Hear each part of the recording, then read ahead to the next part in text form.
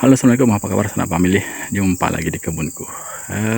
Kali ini kita mau berbagi cerita, sekelumit cerita ya sanak family. Ini bukan berbagi pengalaman, apalagi mengajari. Ini hanya sekedar berbagi cerita apa yang kita lakukan di kebun kita ya. Ya, hari ini kita lagi mau cek anak-anak pruning, apakah mereka bisa menerapkan songgo 2 pada pohon-pohon yang mereka pruning. Jadi saya tidak sempat mengawas mereka kerja, saya hanya melihat hasilnya saja.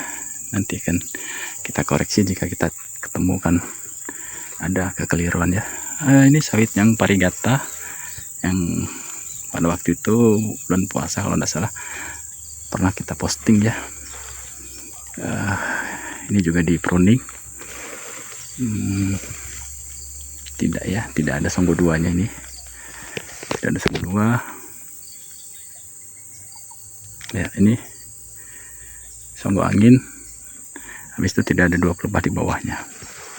Coba kita lihat lagi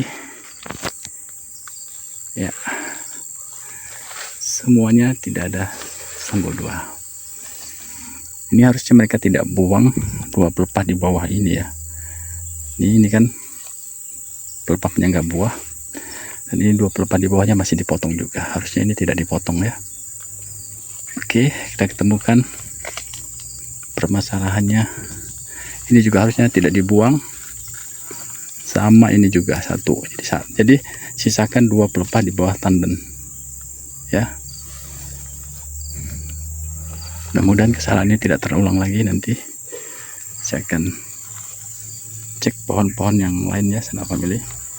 Sayang pohon sudah seperti ini, masih seperti ini ya. Pohon masih berapa tahun, di bawah 8 tahun. Kalau mungkin sudah pakai egrek, mau tidak mau ya tidak bisa ya, mau menerapkan songgo 2 lagi.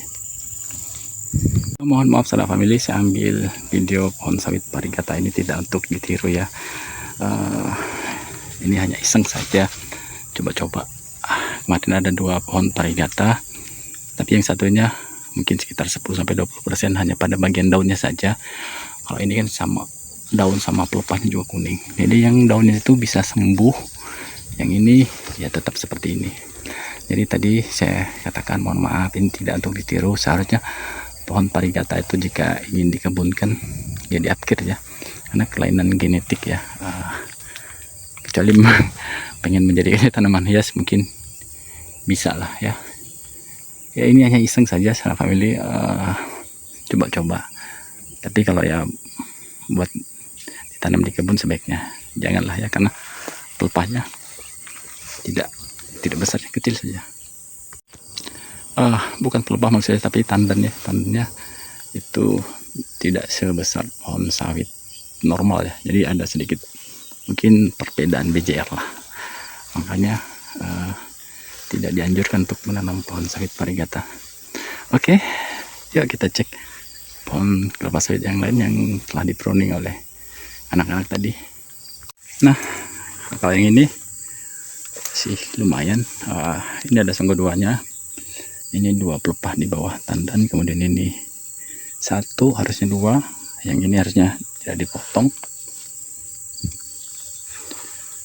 Ini juga 1 pelepah terpotong. Jadi bagaimana menurut sanak family, apakah songgo 2 tuh harus kita terapkan pada pohon kelapa sawit kita atau tidak? Apa efeknya jika kita tidak menerapkan songgo 2? Menurut sanak family yang ada pengalaman, boleh sharing komen di kolom komentar ya. Oke sanak family, kita cek lagi pohon yang berikutnya. Oke, yang ini sanak family, sepertinya oh ya, tidak juga songgo 2 ya, karena mungkin mereka salah paham atau bagaimana. Songgo 2 itu kan harusnya 2 pelepah di bawah songgo buah ya, songgo susu ini. Jadi ini tidak kita hitung, ini songgo 0 kan, 1 kemudian 2. Nah, secara teori untuk pohon-pohon umur di bawah 8 tahun itu patokannya adalah itu tadi Songgo 2. Artinya pohon memerlukan sekitar 48 sampai 52 pelepah untuk membantu pertumbuhan vegetatif dan generatifnya ya. Jadi jika kurang dari itu maka untuk penyerapan nutrisinya kurang maksimal. Gitu ya sanak family.